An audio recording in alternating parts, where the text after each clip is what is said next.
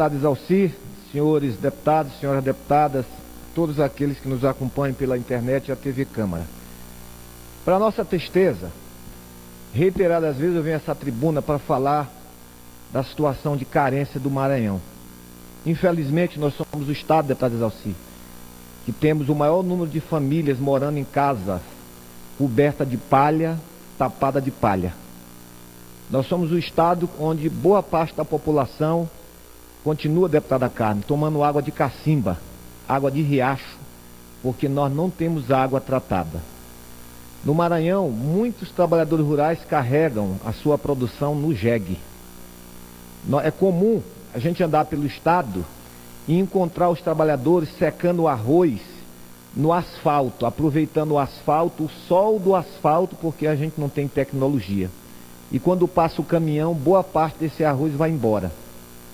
Infelizmente, no Maranhão, boa parte dos pescadores, nós temos o segundo maior litoral do país, ainda é no jiqui ou naquela canoinha. Mas ao mesmo tempo que nós temos um estado rico, sob o ponto de vista natural, e uma população pobre, nós temos uma família esbanjando riqueza e debochando da nossa cara. O senador José Sarney, o José Saddam Mubarak, quando terminou a presidência, ele criou uma fundação que era a Fundação da Memória Republicana. O objetivo, segundo ele, era guardar a memória dos presidentes da República. O governador da época destinou a esta fundação o prédio mais importante do estado, que era onde o padre Antônio Vieira, em 1650, celebrava os seus sermões. Esse prédio foi quartel da Polícia Militar depois. Foi doado para essa fundação. Depois, o senador José Sarney mudou o destino. Passou a ser a fundação para cultuar a sua memória, Fundação José Sarney. E foi bancada com recursos públicos. O Ministério Público entrou com ação, o Judiciário Federal mandou devolver o prédio, ele recorreu. O governador Zé Reinaldo, à época, mandou um projeto para a Assembleia para recuperar o prédio, a Assembleia aprovou. O senador José Sarney foi ao Supremo, o Supremo anulou, voltou para ele. Veio os escândalos com recursos públicos. Há 2 anos atrás, a fundação faliu. Por não é que a dona Rosiana Mubarak resolveu estatizar a fundação. Mandou um projeto para a Assembleia e estatizou o deputado Exalci.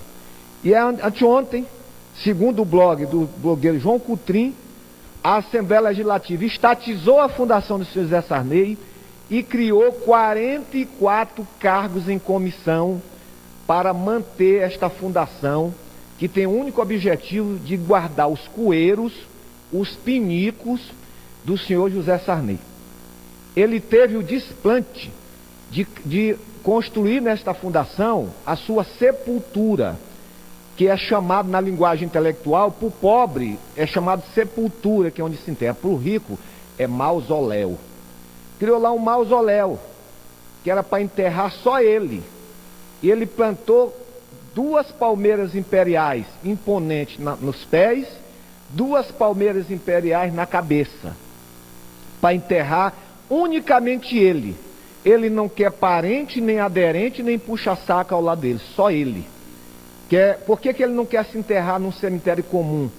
Porque ninguém sabe onde ele vai estar enterrado. Então ele quer um lugar só para ele, que é para daqui a 100 anos, um maranhense morto de fome, com dor na barriga, passa ali, se ajoelha e reza, e talvez a fome passe e diz, olha, foi um milagre, que é para pedir a canonização, talvez, para o Vaticano daqui a algum tempo. Ou seja, coisas do Maranhão, um estado pobre, com gente carregando a produção na cabeça, tomando água de cacimba, pescando com jiqui, secando o arroz no asfalto, mas o senador José Sarney quer ter um espaço para guardar os seus pinicos, seus cueiros, seus escritos, né, e a sua catatumba.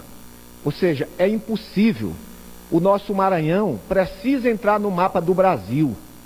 E, lamentavelmente, deputada Janete, esse poder que o senador José Sarney tem, infelizmente, foi fortalecido no governo nosso.